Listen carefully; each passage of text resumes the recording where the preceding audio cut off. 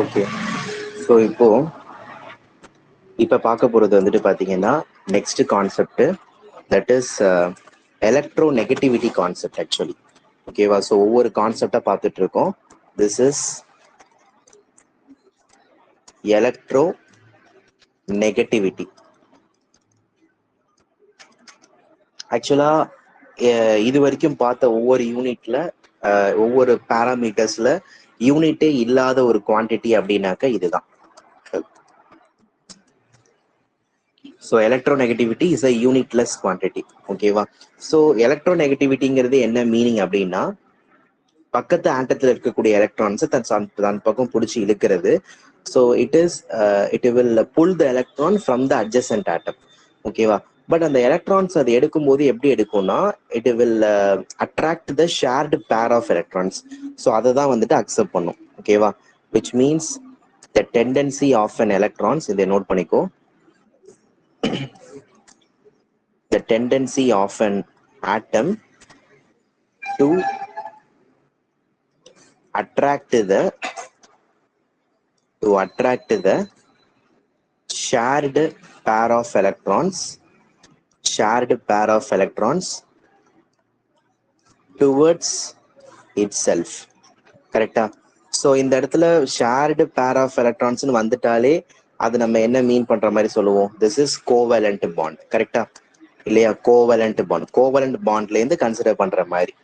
Okay, so இப்போ for example நான் வந்துட்டு ஒரு ஏங்கிற ஒரு ஆட்டம் எடுத்துக்கிறேன். ஸோ அதுக்கப்புறம் பிங்க, அதாவது ஏபின்னு ஒரு பாண்டடா இருக்கக்கூடிய ஒரு ஆட்டம் இருக்கு. இப்போ இதுல வந்துட்டு பாத்தீங்கன்னா, இப்ப இந்த ஏக்கு நான் என்ன சார்ஜ் கொடுக்குறேன்னா பார்ஷியல் நெகட்டிவ் சார்ஜ். இந்த மாதிரி சிம்பிள் போட்டா இதுக்கு பேர் வந்துட்டு பார்ஷியல் அப்படின்ற மாதிரி எடுத்தோம். இது வந்துட்டு பார்ஷியல் பாசிட்டிவ் சார்ஜ். அப்ப இதுக்கான மீனிங் என்ன அப்படின்னு பாத்தீங்கன்னாக்க, ஜென்ரலா வந்துட்டு உங்களுக்கு இப்போ ஏக்கு உங்களுக்கு வந்துட்டு நெகட்டிவ் இருக்கா, அப்போ எலக்ட்ரோ நெகட்டிவிட்டி ஆஃப் ஏ வந்துட்டு பாத்தீங்கன்னா ஜாஸ்தி comparatively electronegativity of P. So அப்படிங்கிற மாதிரி இருக்கும். சரியா? இப்போ இந்த மாதிரி கன்சிடர் பண்ணுவோம். இப்போ மெயினா வந்துட்டு நம்ம டெல்டா இஎன் இருக்குல்ல, சேஞ்ச் இன் எலக்ட்ரோ நெகட்டிவிட்டி. இந்த சேஞ்ச் இன் எலக்ட்ரோ நெகட்டிவிட்டி எப்போ உங்களுக்கு அதிகமாகுதோ அப்போ உங்களுக்கு பாண்ட் பொலாரிட்டி உங்களுக்கு என்னவாகும்னா அதிகமாகும். பாண்ட் பொலாரிட்டி உங்களுக்கு என்னவாகுது? அதிகமாகுது, இன்க்ரீசஸ். அதே அடுத்தது வந்துட்டு பாத்தீங்கன்னா பர்சன்டேஜ் ஆஃப் அயானிக் கேரக்டர் உங்களுக்கு என்னவாகும்னா அதிகமாகும். சரியா? Percentage of ionic character will be high. So இந்த விஷயத்தை தெளிவா தெரிஞ்சுக்கணும். பட் இதுல நிறைய கேசஸ் இருக்கு. இப்ப சப்போஸ் டெல்டா இஎன் வேல்யூ 1.7க்கும் கீழே இருந்துச்சு அப்படின்னா அதை வந்துட்டு என்ன பாண்டுன்னு சொல்லுவோம்னா அயானிக் பாண்டுன்னு சொல்லுவோம். இதே டெல்டா இஎன் சேஞ்ச் இன் எலக்ட்ரோநெகட்டிவிட்டி 0.4ல இருந்து 1.7 வரைக்கும் இருந்துச்சுன்னா அதை வந்துட்டு போலார் கோவலண்ட் பாண்ட் அப்படிம்பாங்க. அதுல இருக்கிற பாண்டை வந்துட்டு போலார் கோவலண்ட் பாண்ட்னு சொல்றோம். அதே டெல்டா இஎன் வேல்யூ 0.4க்கும் கீழே இருந்துச்சுன்னா அதை வந்துட்டு நான் போலார் கோவலண்ட் பாண்ட்னு சொல்லுவோம். நான் போலார் கோவலண்ட் பாண்ட். ஓகேவா? ஸோ இதுதான் வந்துட்டு அந்த பாயிண்ட். ஸோ இதை வந்துட்டு தெளிவா தெரிஞ்சு வச்சுக்கோங்க. பட் இதுல வந்துட்டு ஒரு சில ஃபேக்டர்ஸ் வந்துட்டு இருக்கு. ஸோ என்னென்ன ஃபேக்டர்ஸ் இருக்கு அப்படிங்கிறத நான் கொடுக்குறேன். ஸோ ஃபேக்டர்ஸ் அஃபெக்டிங்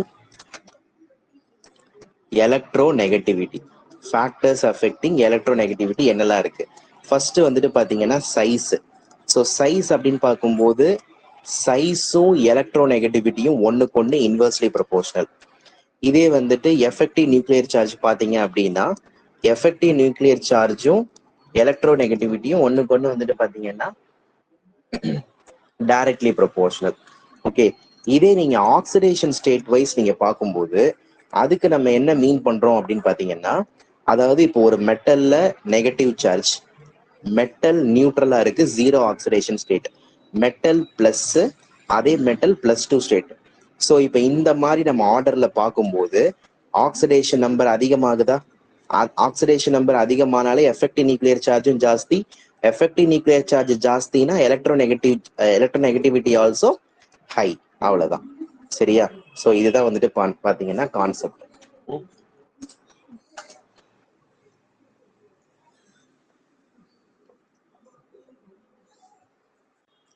இப்ப இதுல ஒரு எக்ஸாம்பிள்ஸ் பார்த்தோம் அப்படின்னு பாத்தீங்கன்னா, நம்ம ரெடாக்ஸ்லயே பார்த்திருப்போம். இப்ப NH3 இருக்கு, NO2 இருக்கு. இந்த ரெண்டத்துல எதுக்கு எலக்ட்ரோநெகட்டிவிட்டி ரொம்ப ஜாஸ்தியா இருக்கும் அப்படின்னா, first of all you need to find out the oxidation number. இப்ப நைட்ரஜனுக்கு ஆக்சிடேஷன் நம்பர் -3 வரும், இந்த நைட்ரஜனுக்கு +4 வரும். ஸோ இங்கதான் உங்களுக்கு என்ன இருக்கு, பாசிட்டிவ் சார்ஜ் அதிகமா இருக்கு. So this will be a more electronegativity. அதே நீங்க PCl3யும் PCl5ம் பாத்தீங்கன்னா, PCl3ல Pக்கு +3 இருக்கும், இங்க வந்துட்டு உங்களுக்கு +5 இருக்கும். ஸோ PCl5க்கு தான் ஜாஸ்தியான electronegativity.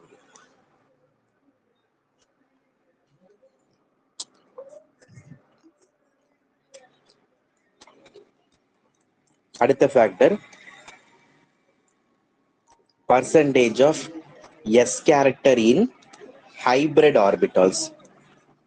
Percentage of S character in hybrid orbitals. So இதுல பாக்குறீங்க அப்படின்னா உங்களுக்கு சொல்றாங்க, அதாவது பர்சன்டேஜ் ஆஃப் எஸ் கேரக்டர் அதிகமானுச்சுன்னா எலக்ட்ரோநெகட்டிவிட்டியும் அதிகமாகும். அது என்ன சார் பர்சன்டேஜ்னா என்ன? இப்போ ஒரு SP hybridisation, SP2 hybridisation, SP3, ஏன்னா இந்த மூணுத்துல தான் லோன் பேரே இருக்காரு, இதை வச்சு நம்ம சொல்ல முடியும். இதுல பர்சன்டேஜ் ஆஃப் எஸ் கேரக்டர் எவ்வளவு இருக்கும் அப்படின்னு பாத்தீங்கன்னா 50% இருக்கும். இங்க வந்துட்டு 33% இருக்கும், இங்க 25%. அதே பர்சன்டேஜ் ஆஃப் P பாத்தீங்கன்னாக்க அதே 50, 66 இருக்கும், இங்க 75 இருக்கும். So percentage of S character தான் நம்மளுக்கு மீனிங். எங்க அதிகமா இருக்கு? SP-ல தான் அதிகமா இருக்கு. அப்ப SP-க்கு தான் எலக்ட்ரோநெகட்டிவிட்டி ஆட்டம் ஜாஸ்தி. நெக்ஸ்ட் அடுத்தது SP2க்கு ஜாஸ்தி, அதுக்கப்புறம் SP3க்கு ஜாஸ்தி. விச் மீன்ஸ் SP அப்படின்னாக்க ட்ரிபிள் பாண்ட், SP-னா டபுள் பாண்ட், SP-னா சிங்கிள் பாண்ட். That's it. உங்கள்கிட்ட இப்போ ஒரு கொஸ்டின்ஸ் கேட்குறாங்க அப்படின்னா, இப்போ உங்கள்கிட்ட எக்ஸாம்பிளுக்கு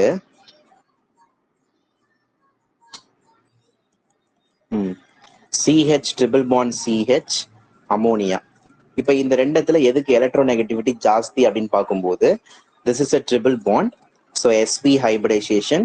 இங்க இருக்கிறது NH எல்லாமே சிங்கிள் பாண்ட் தான், ஸோ இது SP3. அப்ப SP-ல தான் S கேரக்டர் 50% இருக்கு, இது SP3-ல இருக்கிறதுலே கம்மி 25. So this is the more electronegativity.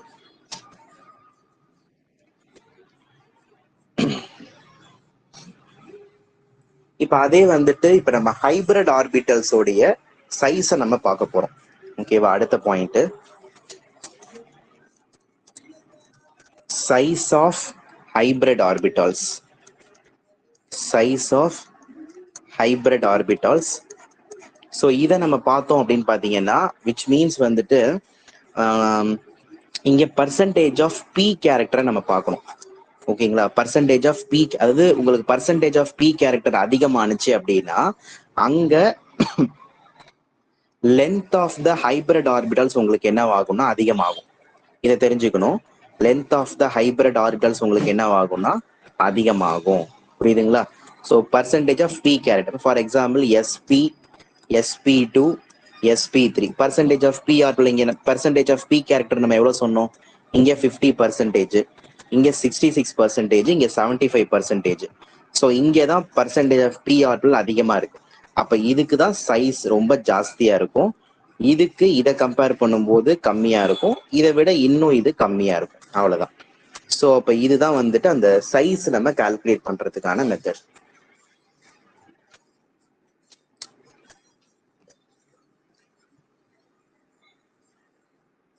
இப்ப அப்ளிகேஷன்ஸ் ஆஃப் எலக்ட்ரோநெகட்டிவிட்டி, இப்ப அடுத்த டாபிக் வந்துட்டு அதுதான். இப்ப இதெல்லாம் வந்து நம்ம எப்படி வந்துட்டு அப்ளை பண்றது, எங்கெல்லாம் நம்ம அப்ளை பண்ணலாம் அப்படின்னு பாத்தீங்கன்னா அப்ளிகேஷன்ஸ் ஆஃப் எலக்ட்ரோநெகட்டிவிட்டி. இப்ப இத பாத்தீங்க அப்படின்னா ஃபர்ஸ்ட் பாயிண்ட் நான் மெட்டாலிக் கேரக்டர்ல பார்ப்போம். இப்ப நான் மெட்டாலிக் கேரக்டர்ல பாத்தீங்க அப்படின்னாக்க ஜென்ரலா எலக்ட்ரோநெகட்டிவிட்டி அதிகமாகுது அப்படின்னா விச் மீன்ஸ் நான் மெட்டாலிக் கேரக்டரும் அதிகமாகும். சரிங்களா? ஒரு ஜென்ரல் ஒரு கான்செப்ட் மட்டும் நான் சொல்றேன். இது ஒரு மெயின் ட்ரெண்டு. அதாவது நம்ம டாப் டு பாட்டம் மூவ் பண்ணீங்கன்னா அங்க எலக்ட்ரோநெகட்டிவிட்டி கம்மி ஆகும். இதே லெஃப்ட் டு ரைட் பீரியடிக் டேபிள்ல மூவ் பண்ணீங்கன்னா அங்க எலக்ட்ரோநெகட்டிவிட்டி அதிகமாகும். இது ஒரு ஜென்ரல் ட்ரெண்டு. நான் இங்க நான் மெட்டல் மெட்டல் அப்படிலாம் நான் பிரிக்கல. இது ஜென்ரலா பீரியடிக் டேபிள்ல இருக்கிறது. But there is some exception is there. அதை நம்ம பார்ப்போம். ஓகேவா? இப்ப எக்ஸாம்பிளுக்கு பாத்தீங்கன்னாக்க இப்போ ஃப்ளூரின், குளோரின், புரோமின், அயோடின். இப்ப இந்த டாப் டு பாட்டம்ல இருக்கா? டாப் டு பாட்டம் போகும்போது சைஸ் உங்களுக்கு என்னவாகும்? அதிகமாகும். சைஸ் அதிகமானுச்சுன்னா எலக்ட்ரோநெகட்டிவிட்டி உங்களுக்கு என்னவாகும்? கம்மியாகும். அப்ப நான் மெட்டாலிக் கேரக்டர் உங்களுக்கு என்ன ஆகும்? என்எம்சினா நான் மெட்டாலிக் கேரக்டர், அதுவும் உங்களுக்கு கம்மியாகும். அப்ப நான் மெட்டாலிக் கேரக்டர் கம்மியானுச்சுன்னா reactivity also less. That's it.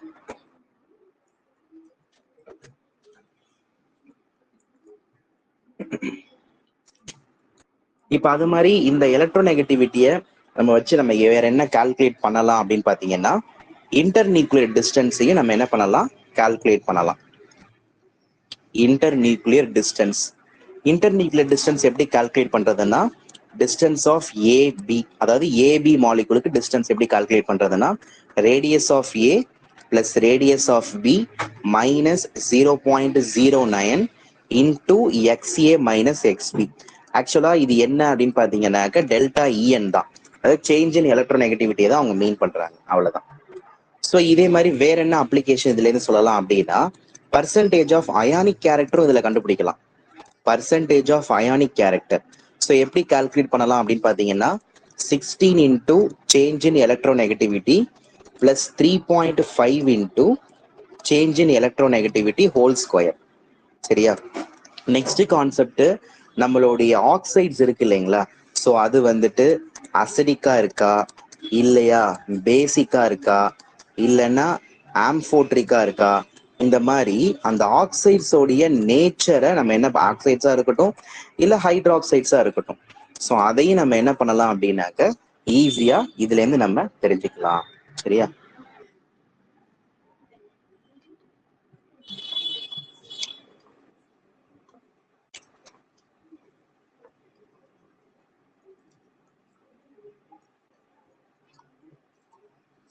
அதுக்கு ஒரு சின்ன ஒரு ப்ராப்ளம் நான் கொடுக்குறேன்.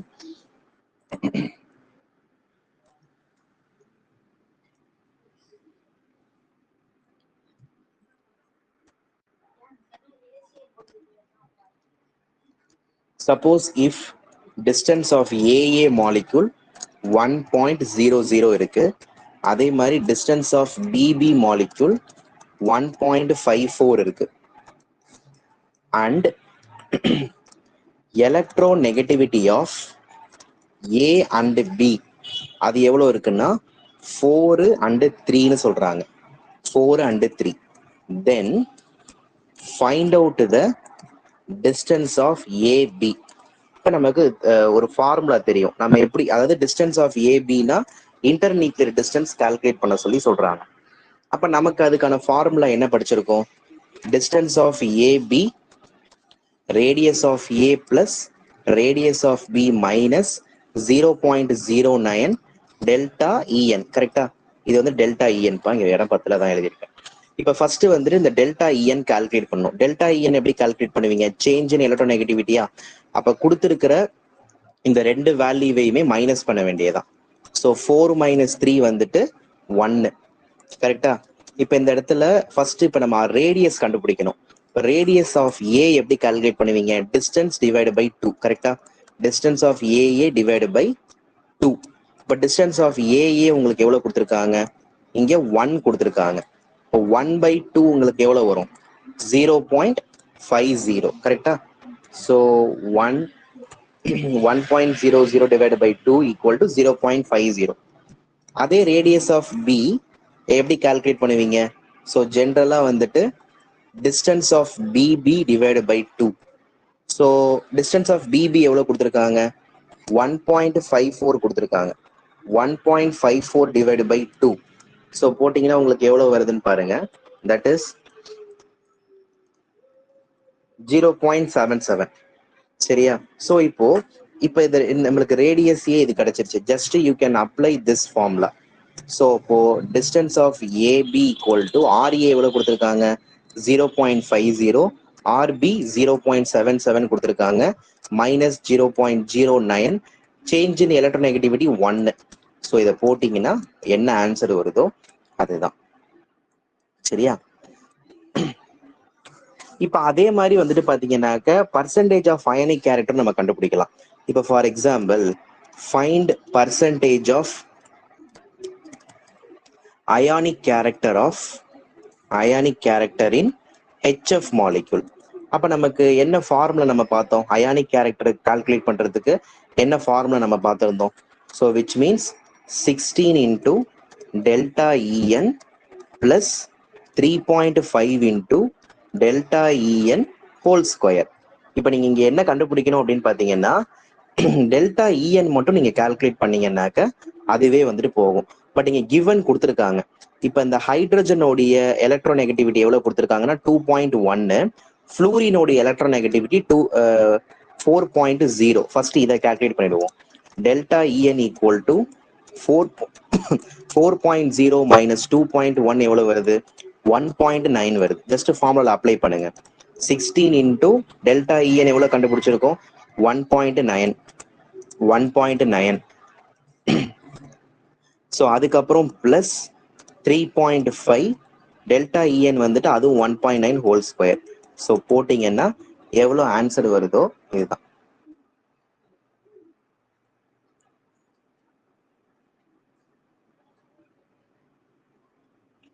இப்போ நம்ம சொன்னோம்ல, இதுதான் வந்துட்டு மெயின் கான்செப்ட். ஓகேவா? ஸோ இதை வந்துட்டு தெளிவாக தெரிஞ்சு வச்சுக்கோங்க. இப்போ அடுத்தது வந்துட்டு பார்த்தீங்கன்னா, அடுத்த டாபிக் போட்டுக்கோங்க, different scales in electronegativity. So இன்னுன்னு போடுறதை விட ஆஃப்னு போட்டுக்கோ. Different scales of electronegativity. என்னென்ன ஸ்கேல்ஸ் இருக்குன்னு பார்ப்போம். ஃபர்ஸ்ட் ஒன், அதாவது மெஷர்மெண்ட் தான். சரிங்களா? Bowling scale. ஃபர்ஸ்ட் வந்துட்டு பார்த்தீங்கன்னா பவுலிங் ஸ்கேல். இந்த பவுலிங் ஸ்கேல் வந்துட்டு எதுக்காக நம்ம படிக்கிறோம் அப்படின்னு பார்த்தீங்கன்னா, it is completely based on the bond energy. So ஃபுல்லாகவே இது வந்துட்டு எதை பேஸ் பண்ணி இருக்கும் அப்படின்னு பார்த்தீங்கன்னா, பேஸ்ட் ஆன் பாண்ட் எனர்ஜி. அதை வச்சுதான் நம்ம பேசுறோம். அதே மாதிரி அடுத்த இன்னொரு ஸ்கேல் இருக்கு. அது என்ன அப்படின்னு பாத்தீங்கன்னா, முல்லிக்கன் ஸ்கேல். இந்த முல்லிக்கன் ஸ்கேலுங்கிறது எதை பேஸ் பண்ணி சொல்லுவாங்க அப்படின்னா, it is based on ionisation potential and electron affinity. இதை பேஸ் பண்ணி நம்ம வந்துட்டு சொல்லுவோம். ஸோ இப்போ இந்த இடத்துல நான் ரெண்டுத்துக்கும் ஒரு ஜென்ரலான ஒரு ஃபார்முலா கொடுக்குறேன். அதாவது பவுலிங் ஸ்கேலுக்கு ஒரு ஃபார்முலா இருக்கு. அதாவது ஃபர்ஸ்ட் வந்துட்டு பாத்தீங்கன்னா எலக்ட்ரோநெகட்டிவிட்டி பிஎஸ்னா பவுலிங் ஸ்கேல். எப்படி கால்குலேட் பண்ணணும்னா, electronegativity of Mulliken scale divide by 2.8. அதே முல்லிக்கன் ஸ்கேல் எப்படி கால்குலேட் பண்ணணும் அப்படின்னா, எம்எஸ்னா Mulliken scale, ionisation potential plus electron affinity divide by 2. அவ்வளவுதான். இந்த ரெண்டு ஃபார்முலாவும் it is very very very important. சரியா? So Pauling scale, another one is Mulliken scale. சரியா? ஆனா இப்போ இதே வந்துட்டு பாத்தீங்கன்னாக்க இப்படி கூட நீங்க வந்துட்டு கன்சிடர் பண்ணி கூட சொல்லலாம். அதாவது ஜென்ரலா வந்துட்டு பாத்தீங்கன்னாக்க எலக்ட்ரோநெகட்டிவிட்டி ஆஃப் முல்லிக்கன் ஸ்கேல் கேட்குறாங்கன்னா, electronegativity of Mulliken scale equal to 2.8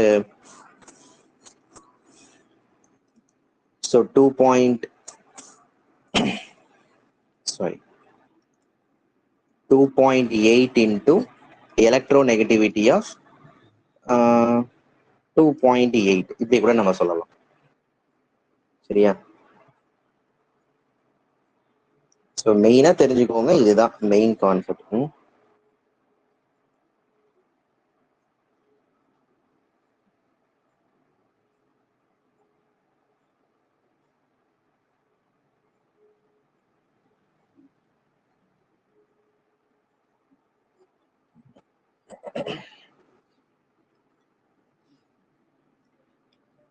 இப்ப அதே வந்துட்டு பாத்தீங்கன்னாக்கா அடுத்த கான்செப்ட் நம்ம பார்க்கும்போது அடுத்தது என்ன சொல்றாங்கன்னு பாருங்க. இப்ப அடுத்த அப்ளிகேஷன் இருக்குல்ல, அதாவது அசிடிக்கு, பேசிக்கு, பேசிக் நேச்சர் ஆஃப் ஆக்சைட்ஸ். யூஸ்வலா ஆக்சைடுனாலே அதோடைய ஆக்சிடேஷன் ஸ்டேட் வந்துட்டு -2 தான். இல்லைன்னா அடுத்தது வந்துட்டு ஹைட்ராக்சைட்ஸுக்கும் பார்க்குறோம். ஓகேவா? ஸோ எப்படி அப்படிங்கிறத பார்ப்போம். ஸோ இப்போ ஃபர்ஸ்ட் வந்துட்டு நம்ம என்ன எடுத்துக்கிறோம் அப்படின்னு பார்த்தீங்கன்னா சோடியம் ஹைட்ராக்சைடு. இது வந்துட்டு பேஸு. இதே Na2O எடுத்துக்கிட்டிங்கன்னா இது பேசிக். ஓகேவா? இது வந்துட்டு பேஸு, இது வந்துட்டு பார்த்தீங்கன்னாக்க பேசிக், அதான் ஆக்சைடுன்னு சொல்லுவாங்க அதை. இதே வந்துட்டு இங்கே கால்சியம் ஹைட்ராக்சைடு, இதுவும் பேஸு தான். இந்த 2 இங்கே போடுவோம். இது வந்துட்டு பேசிக். ஓகேவா?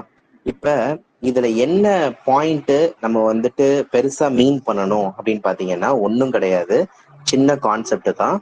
இப்ப உங்களுக்கு வந்துட்டு ஒரு AOH இந்த மாதிரி இருக்கு. இதுல வந்துட்டு பாத்தீங்கன்னா இந்த ஏக்கும் ஓக்கும் இருக்கக்கூடிய எலக்ட்ரோ நெகட்டிவிட்டிய அந்த டிஃபரன்ஸை டெல்டா E1ன்னு வச்சுக்கிறேன். அதே மாதிரி இந்த ஓக்கும் ஹெச்சுக்கும் இருக்கக்கூடிய எலக்ட்ரோ நெகட்டிவிட்டி டிஃபரன்ஸை டெல்டா EN2ன்னு வச்சுக்கிறேன். சரியா? இப்ப என்னன்னா இந்த ரெண்டு, இப்போ இதுல வந்துட்டு பாத்தீங்கன்னாக்க இந்த ஏவோடைய எலக்ட்ரோ நெகட்டிவிட்டி சப்போஸ் எனக்கு லோவா இருந்துச்சுன்னு வச்சுக்கோங்க. லோவா இருந்துச்சுன்னா இதுல இருந்து ஃபார்ம் ஆகிற, அதாவது இந்த இடத்துல நீங்க பிரேக் பண்ணணும். பிரேக் பண்ணா இட் வில் பிகம் என்னவாகும், A பிளஸ் ஆகும், OH மைனஸ் ஆகும் ஃபார்ம் ஆகும்.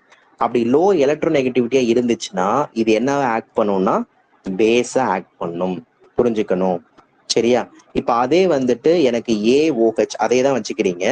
அதே எனக்கு இந்த ஏவோடைய எலக்ட்ரோ நெகட்டிவிட்டி எனக்கு ரொம்ப ஹையா இருந்துச்சுன்னு வச்சுக்கோங்க.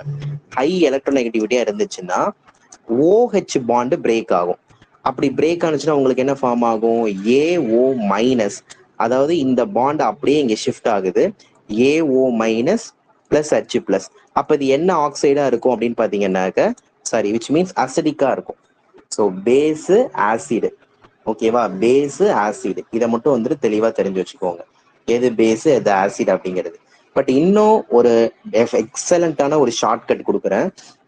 அதாவது நம்ம லெஃப்ட் டு ரைட் பீரியாடிக் டேபிள்ல மூவ் பண்ணும்போது எலக்ட்ரோ நெகட்டிவிட்டி என்னவாகும்னு சொன்னோம், அதிகமாகும்னு சொன்னோம். கரெக்டா? எலக்ட்ரோ நெகட்டிவிட்டி அதிகமானுச்சுன்னா அசிடிக் நேச்சர் என்னவாகும், அதுவும் அதிகமாகும். அசிடிக் நேச்சர் அதிகமானுச்சுனாக்க பேசிக் நேச்சர் என்னவாகும், கம்மியாகும். இதே எனக்கு டாப் டு பாட்டம் மூவ் பண்ணீங்கன்னா எலக்ட்ரோ நெகட்டிவிட்டி என்னவாகும்னு சொன்னேன், கம்மி ஆகும்னு சொன்னேன். கரெக்டா? இப்ப அதே அப்ப கம்மியானுச்சுன்னா பேசிக் நேச்சர் என்னவாகும்னா அதிகமாகும், அசிடிக் நேச்சர் எனக்கு என்னவாகும்னா கம்மியாகும். சரிங்களா? ஸோ இதை தெளிவா தெரிஞ்சு வச்சுக்கோ. It is very very very important. And another concept also I give to you. These also very useful for your tricks. சரிங்களா? இப்ப ஆக்சிடேஷன் ஸ்டேட் அதிகமானுச்சுன்னா எலக்ட்ரோ நெகட்டிவிட்டியும் அதிகமாகும். அதான் நம்ம படிச்சோம். இப்ப எலக்ட்ரோ நெகட்டிவிட்டி எங்க அதிகமாகுதோ அங்க என்ன கேரக்டர் அதிகமாகுதுன்னு படிச்சிருக்கோம், அசிடிக் நேச்சர் வந்துட்டு அதிகமாகும். அப்ப பேசிக் நேச்சர் கம்மியாகும். அவ்வளவுதான். புரியுதா? ஸோ இப்போ நம்ம கம்பேர் பண்ணுவோமா? ஸோ ஒவ்வொன்றுத்துக்கும் நம்ம கம்பேர் பண்ணி பார்க்கலாம். ஸோ ஃபர்ஸ்ட் உங்களுக்கு என்ன கொடுக்குறாங்கன்னா சோடியம் ஹைட்ராக்சைடு, மெக்னீசியம் ஹைட்ராக்சைடு, அடுத்தது அலுமினியம் ஹைட்ராக்சைடு, இந்த 3 கொடுக்குறாங்க. இந்த 3மே வந்துட்டு நம்ம பேசிக் நேச்சர்ல அரேஞ்ச் பண்ணணும். ஓகேவா? பேசிக் நேச்சர்ல அரேஞ்ச் பண்ணணும். நம்ம என்ன சொல்லியிருந்தோம், பேசிக் நேச்சர் அப்படின்னு பார்க்கும்போது நம்ம என்னப்பா சொன்னோம், எலக்ட்ரோன் இது which means எலக்ட்ரோ நெகட்டிவிட்டி கம்மி, top to bottom electro negativity கம்மி ஆகுது. எங்க வந்துட்டு எலக்ட்ரோ நெகட்டிவிட்டி கம்மியா இருக்கோ அங்க பேசிக் நேச்சர் அதிகமா இருக்கும் அப்படிங்கிறது தான் கான்செப்ட். சரியா? அப்ப எலக்ட்ரோ நெகட்டிவிட்டி எங்க கம்மியா இருக்கும் அப்படின்னு பாத்தீங்கன்னா இங்க என்னென்ன மெட்டல்ஸ் இருக்குன்றத பாருங்க. இல்லைன்னா நீங்க இங்க ஆக்சிடேஷன் ஸ்டேட்டை வச்சு கூட சொல்லலாம்ப்பா. இங்க NAக்கு என்ன ஆக்சிடேஷன் ஸ்டேட், +1, மெக்னீசியத்துக்கு +2, அலுமினியத்துக்கு +3. ஆக்சிடேஷன் நம்பர் எங்க அதிகமாகுதோ அங்க பெசிசிட்டி கம்மி ஆகும்னு சொன்னோம். கரெக்டா? அப்ப எங்க ஆக்சிடேஷன் நம்பர் கம்மி ஆகுதோ அங்க பெசிசிட்டி அதிகமாகும். கரெக்டா? எஸ். அப்ப எங்க வந்துட்டு ஆக்சிடேஷன் நம்பர் கம்மின்னு பாருங்க, இங்கதான் ஆக்சிடேஷன் நம்பர் கம்மி. ஸோ இப்ப இதுக்கு அதுக்கப்புறம் இது அதுக்கப்புறம், புரிஞ்சுட்டீங்களா? Very easy, very easy. Next Li2O, next Na2O, next K2O. இப்ப இப்படி இருக்கு. இதுல நீங்க ஆக்சிடேஷன் ஸ்டேட் எல்லாத்துக்குமே பார்க்க முடியாது, ஏன்னா எல்லாத்துக்குமே +1 தான் வரப்போகுது. அப்ப நீங்க டாப் டு பாட்டம் பாக்குறீங்க. So lithium, sodium, potassium, top to bottom நம்ம என்ன பண்ணிருக்கோம், top to bottom electronegativity decreases, அப்ப பேசிக் நேச்சர் அதிகம். அப்ப டாப் டு பாட்டம் பாத்தீங்கன்னாக்க இது வந்துட்டு இது உங்களுக்கு வந்துட்டு பாத்தீங்கன்னா பேசிக் நேச்சர் தான் ஆர்டர். அடுத்ததுக்கும் பேசிக் நேச்சர் தான் ஆர்டர் கேட்கறாங்க. இப்ப இங்க பொட்டாசியத்துக்கு தானே பேசிக் நேச்சர் அதிகமா இருக்கும், அதுக்கப்புறம் சோடியத்துக்கு அதிகம். கரெக்டா? அடுத்தது வந்துட்டு உங்கள்ட்ட அசிடிக் நேச்சர் கேட்கறாங்க. ஸோ இப்ப இதுல வந்துட்டு Li2O, BeO, B2O3. இப்ப இந்த அசிடிக் நேச்சர் நீங்க ரொம்ப ரொம்ப ரொம்ப முக்கியமான டாபிக் இது எல்லாமே, சரியா? மறந்துடக்கூடாது. இப்ப இங்க வந்துட்டு நம்ம ஆக்சிடேஷன் ஸ்டேட்டை வச்சே சொல்லலாம், ஏன்னா வேற வேற குரூப். இப்ப இங்க லித்தியத்துக்கு வந்துட்டு +1, பெரிலியத்துக்கு +2, போரானுக்கு +3. கரெக்டா? ஸோ எங்க வந்துட்டு பாத்தீங்கன்னா நம்ம என்ன படிச்சோம், எங்க ஆக்சிடேஷன் நம்பர் அதிகமாகுதோ அங்க அசிடிட்டி அதிகம். கரெக்டா? இங்க தானே ஆக்சிடேஷன் நம்பர் அதிகமா இருக்கு. So like this. ஓகேவா? அடுத்தது உங்கள்ட்ட அசிடிக் கேரக்டர் தான் கேட்கறாங்க. ஸோ P4O10, அடுத்தது SO3, அடுத்தது Cl2O7. ஸோ இங்கேயும் அதே தான். இப்போ இந்த இடத்துல வந்துட்டு பாத்தீங்கன்னாக்க விச் மீன்ஸ் நம்ம என்ன சொல்லலாம், எல்லாமே ஒரே குரூப் இல்ல, வேற வேற குரூப் தான். இப்போ இதே மாதிரிதான் இங்கேயும் வந்துட்டு ஆக்சிடேஷன் நம்பர் வந்துட்டு எங்க அதிகமா இருக்கும் அப்படின்னு பாத்தீங்கன்னாக்க இங்கே தான் அதிகமா இருக்கும், குளோரினுக்கு தான் அதிகம். நீங்க போட்டு பாத்தீங்கன்னா தெரியும். கரெக்டா? எஸ். அதே வந்து நீங்க பேசிக் கேரக்டர் அப்படின்னு பார்க்கும்போது இது கேட்குறாங்க, MnO, Mn2O3, Mn2O7. ஆக்சிடேஷன் நம்பரை பாருங்க, இங்க வந்துட்டு பாத்தீங்கன்னாக்கா +2 வரும், இங்க +3 வரும், +7 வரும். ஆக்சிடேஷன் நம்பர் எங்க வந்துட்டு கம்மி ஆகுது அங்க பெசிசிட்டி அதிகம், இங்கதான் கம்மி. கரெக்டா? எஸ். இப்ப அதே மாதிரி வந்துட்டு பாத்தீங்கன்னாக்கா HnO2வும் HnO3யும் பாக்குறீங்க. ஸோ நைட்ரஜனுக்கு ஆக்சிடேஷன் ஸ்டேட் பாத்தீங்கன்னா இங்க +3, இங்க +5. அசிடிக் கேரக்டர் எங்க ஆக்சிடேஷன் நம்பர் அதிகமா இருக்கோ அங்கதான் அசிடிக் கேரக்டர் அதிகமா இருக்கும். That's it. ஸோ இந்த மாதிரி தான் நீங்க வந்துட்டு இப்போ ஒரு சில இந்த அசிடிக் ப்ராப்பர்ட்டிஸ் எல்லாத்தையுமே நீங்க கண்டுபிடிக்கக்கூடிய மெத்தட் வந்துட்டு பாத்தீங்கன்னா இதுதான். புரியுதா? இப்ப அது மாதிரி இப்ப அடுத்தது வந்துட்டு இப்போ ஒரு சில இம்பார்ட்டன்ட் பாயிண்ட்ஸ் வந்துட்டு இதுல இருக்கு. ஓகேவா? சம் இம்பார்ட்டன்ட் பாயிண்ட்ஸ் அப்படின்னு போட்டுக்கோங்க. சம் இம்பார்ட்டன்ட் பாயிண்ட்ஸ் ரொம்ப முக்கியம். இப்ப இதுல என்ன சொல்றாங்க அப்படின்னா, மேஜரா வந்துட்டு ஜென்ரலா மெட்டல் ஆக்சைட்ஸ் இருக்குல்ல, இன் ஜென்ரல்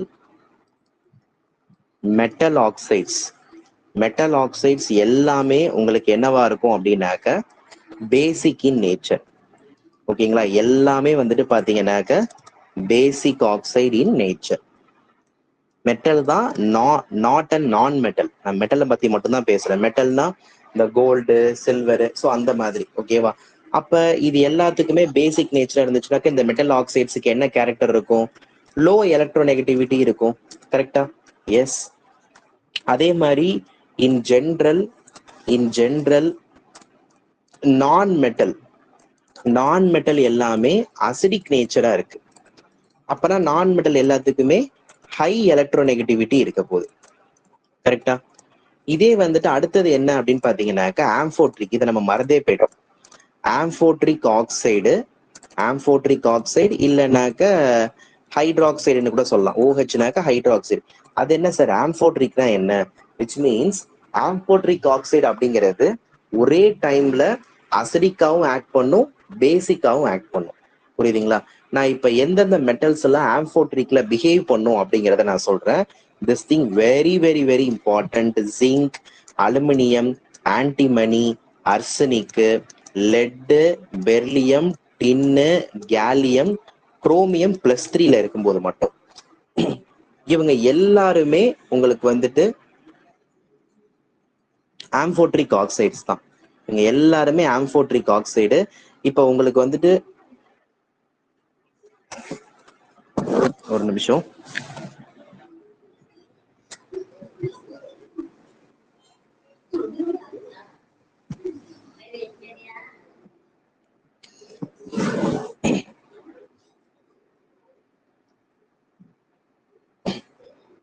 ஓகே. ஸோ இப்போ இதுல வந்துட்டு பாத்தீங்கன்னாக்க இப்ப உங்களுக்கு என்ன கேட்கலாம், இப்போ உங்கள்கிட்ட வந்துட்டு ஜிங்க் ஆக்சைடு, இப்ப இது வந்துட்டு என்ன ஆக்சைடா இருக்கும், ஆம்ஃபோட்ரிக் ஆக்சைடு. இதே இப்ப SNO, this is amphoteric oxide. இந்த மெட்டல் வந்துட்டாலே ஒரு amphoteric oxide. சரியா? இப்ப அது மாதிரி வந்துட்டு பாத்தீங்கன்னாக்க ஒரு சில நியூட்ரல் ஆக்சைடு அப்படின்னு இருக்கு. நியூட்ரல் ஆக்சைடு அப்படின்னாக்க water, NO, nitrogen oxide, nitrous oxide, லாஃபிங் கேஸ்ன்னு சொல்லுவாங்க, கார்பன் மோனாக்சைடு, இது எல்லாம் வந்துட்டு பாத்தீங்கன்னாக்க நியூட்ரல் ஆக்சைடு. சரிங்களா? இது எல்லாமே நியூட்ரல் ஆக்சைடு. சரியா? ஓகே. அடுத்தது வந்துட்டு பாத்தீங்கன்னாக்க ஒரு சில பீரியாடிக் டேபிள், இப்போ ஒரு பீரியாடிக் டேபிள் எப்படி வந்துட்டு டெவலப்மெண்ட் ஆனிச்சு அப்படிங்கிறத நான் சொல்றேன். Development of periodic table. So எப்படி டெவலப் ஆனிச்சு அப்படின்னு சொல்றேன். ஸோ ஃபர்ஸ்ட் ஒன்று நம்ம என்ன ட்ரெண்டை பத்தி பார்க்க போறோம் அப்படின்னாக்க டோபிரினர் ட்ரைட்ஸ். ஸோ இதுல என்ன இவர் என்ன பண்றாரு அப்படின்னா, ஸோ மெயினா வந்துட்டு டோபிரினர் அப்படின்னு சொல்லும் போது இது விச் மீன்ஸ் இதுக்கான மீனிங் என்னன்னா, அட்டாமிக் வெயிட் ஆஃப் சோடியம் வந்துட்டு எங்க ஈக்குவலா இருக்கோ, அதாவது equal to average weight of lithium and potassium. இப்போ வந்துட்டு லித்தியம், சோடியம், பொட்டாசியம் இவங்க 3 பேரையும் இவரு டோபர்னியர் அப்படிங்கிறார். ஏன் அப்படின்னு பாத்தீங்கன்னா, இந்த சோடியத்தோடைய அட்டாமிக் மாஸ் நீங்க எவ்வளவு சொல்லுவீங்க? சோடியத்தோட அட்டாமிக் மாஸ் வந்துட்டு 23, கரெக்டுங்களா? சோடியத்தோட அட்டாமிக் மாஸ் 23. இந்த 23ங்கிறது லித்தியம் பொட்டாசியத்தோட அட்டாமிக் மாஸ நீங்க ஆவரேஜ் எடுத்தீங்கன்னா வந்துருங்கிறாங்க. ஓகேங்களா? அப்ப லித்தியத்தோட மாஸ் என்னது? 6, ஏன்னா அட்டாமிக் நம்பர் 3னா 6. பொட்டாசியம் வந்துட்டு பாத்தீங்கன்னாக்க 19 அட்டாமிக் நம்பர். ஸோ அப்போ 19 அப்படின்னு சொல்லும் போது அதோடைய மாஸ் நம்பர் வந்துட்டு பாத்தீங்கன்னாக்க விச் மீன்ஸ் 19. இப்போ அதுக்கு ரெண்டுத்துக்கும் நீங்க எடுத்தீங்க அப்படின்னாக்க அந்த 8ங்கிறது உங்களுக்கு அந்த ஆவரேஜ் அட்டாமிக் மாஸ் வந்துட்டு உங்களுக்கு எப்படி இருக்கும்னாக்க சேமா இருக்கும். ஓகேவா? விச் மீன்ஸ் இன்னும் சொல்ல போனா நீங்க வந்துட்டு அந்த அட்டாமிக் நம்பர் ஆல்சோ உங்களுக்கு சேமா இருக்கும் அப்படிங்கிற மாதிரி பேசுவாங்க. சரிங்களா? இதுதான் வந்துட்டு அவர் இதுல சொல்லுவாரு. ஓகே. இப்ப அதே வந்துட்டு நீங்க பெர்லியம், மெக்னீசியம் எடுத்துக்கிட்டீங்கன்னா, பெர்லியம் வந்துட்டு 4 அட்டாமிக் நம்பர், மெக்னீசியம் வந்துட்டு 12. அடுத்தது கால்சியம் எடுத்தீங்கன்னா அட்டாமிக் நம்பர் 20. இப்ப இது ரெண்டுத்துக்கும் எவ்வளவு டிஃபரன்ஸ் இருக்கு? 8. அது மாதிரி இது ரெண்டுத்துக்கும் எவ்வளவு டிஃபரன்ஸ் இருக்கு? 8. ஸோ ஒரே மாதிரி அந்த டிஃபரன்ஸ் வந்துட்டு பாத்தீங்கன்னாக்கா அப்படியே கரெக்டா அப்படியே வரும். இது வந்துட்டு சேம் பீரியட்ல வருது. இப்ப அதே வந்துட்டு அடுத்தது யாரு சொல்றாங்க அப்படின்னு பாத்தீங்கன்னாக்க டீசான் கோர்டியஸ். இவர் என்ன சொல்றாருன்னா 3D மாடல்ல சொல்றாரு. 3D model and DNA helical like structures இருக்கு இல்லையா? ஸோ அதையுமே வந்துட்டு பாத்தீங்கன்னா அவரு மீன் பண்ணி பேசுறாரு. புரியுதுங்களா? இவரும் அதாவது ஏன்னா மெட்டல்ஸ் எல்லாமே டிஎன்ஏலயுமே இருக்கும், கரெக்டா? ஸோ அதையுமே நம்ம மீன் பண்ணி பேசுறது. ஓகேவா? நெக்ஸ்ட் அடுத்தது வந்துட்டு பாத்தீங்கன்னாக்க அடுத்தது பட் நிறைய டிஸ்அட்வான்டேஜஸ் இருக்கு. ஓகே. பட் ஒரு சிலதெல்லாம் வந்துட்டு கம்ப்ளீட்டா ஃபில்ட் ஆகுறதுனால அந்த அளவுக்கு வந்துட்டு நம்ம சொல்ல முடியாது. இதெல்லாம் வந்துட்டு நம்மளுக்கு இருக்கு. ஓகேவா? அது மாதிரி மெண்டலிவ் பீரியாடிக் டேபிள் அப்படின்னு ஒண்ணு இருக்கு. ஓகே. Mendeleev periodic table. இந்த மெண்டலிவ் பீரியாடிக் டேபிள்ல என்ன சொல்றாங்கன்னா, எலமெண்ட்ஸ் எல்லாமே உங்களுக்கு எதை பேஸ் பண்ணி உங்களுக்கு அதை வந்துட்டு கம்ப்ளீட்டா பீரியாடிக் டேபிள்ல ஃபிக்ஸ் பண்ணி வச்சிருக்காங்க அப்படின்னா, ஃபுல்லா வந்துட்டு அட்டாமிக் வெயிட்டை பேஸ் பண்ணி தான் பீரியாடிக் டேபிள்ல ஃபிக்ஸ் பண்ணி வச்சிருக்காங்க அப்படிங்கிற மாதிரி சொல்லுவாங்க. பட் நிறைய டிஸ்அட்வான்டேஜஸும் இதுல இருக்கு. அதாவது உங்களுக்கு அட்டாமிக் வெயிட் இன்க்ரீஸ் ஆகுறதுனால ஒரு சில எலமெண்ட்டால நம்ம என்ன பண்ண முடியலனாக்க ஃபாலோ பண்ண முடியல இவருடைய ட்ரெண்டை. ஓகேவா? ஸோ அதுவும் உங்களுக்கு இதுல இருக்கு. ஓகே. நெக்ஸ்ட் இப்ப இன்னொரு ஒரு கர்வ் அப்படின்னு ஒண்ணு இருக்கு. அது என்ன அப்படின்னு பாத்தீங்கன்னாக்க லோதார் மேயர் கர்வ். ஸோ இதுல என்ன சொல்லுவாங்கன்னா ஃபுல்லா பிளாட் பண்றாங்க. யாருக்கும் கிராஃப் வரைகிறாங்கன்னா அட்டாமிக் மாஸுக்கும் அட்டாமிக் வால்யூமுக்கும் கிராஃப் வரைகிறாங்க. அப்படி வரையும் போது அந்த பீக் பொசிஷன் வந்துட்டு எங்க இருக்கு அப்படின்னு பாத்தீங்கன்னா ஆல்கலி மெட்டல்ஸ்ல பீக் பொசிஷன்ஸ் இருக்கும். அதே டிசெண்டிங் ஆர்டர்ல பீக் பொசிஷன் எதுக்கு இருக்கும் அப்படின்னு பாத்தீங்கன்னா அல்கலின் எர்த் மெட்டல்ஸுக்கு இருக்கும். அதே அசெண்டிங் ஆர்டர் வந்துட்டு ஹாலோஜன்ஸுக்கு இருக்கும். பாட்டம் பார்ட் எதுக்கு இருக்கும் அப்படின்னு பாத்தீங்கன்னா டி பிளாக் எலமெண்ட்ஸுக்கு இருக்கும். சரியா? ஸோ இந்த மாதிரி தான் நம்மளுக்கு வந்துட்டு வரைவாங்க. சரிங்களா? ஸோ இதுதான் வந்துட்டு பாத்தீங்கன்னா உங்களுக்கு ஓவராலா இருக்கக்கூடிய இந்த அட்டாமிக் மாஸை பேஸ் பண்ணி சொல்ல வேண்டிய ஒரு விஷயம். ஓகேவா?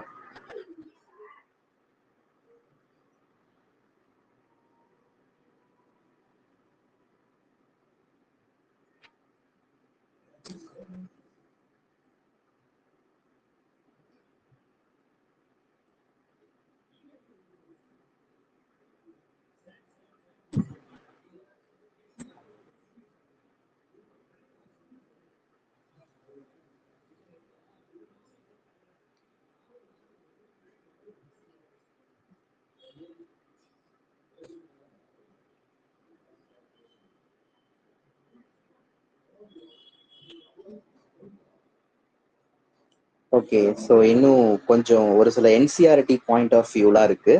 அது எல்லாமே நம்ம நெக்ஸ்ட் கிளாஸஸ்ல கம்ப்ளீட்டா பார்த்து முடிச்சிடலாம். சரியா?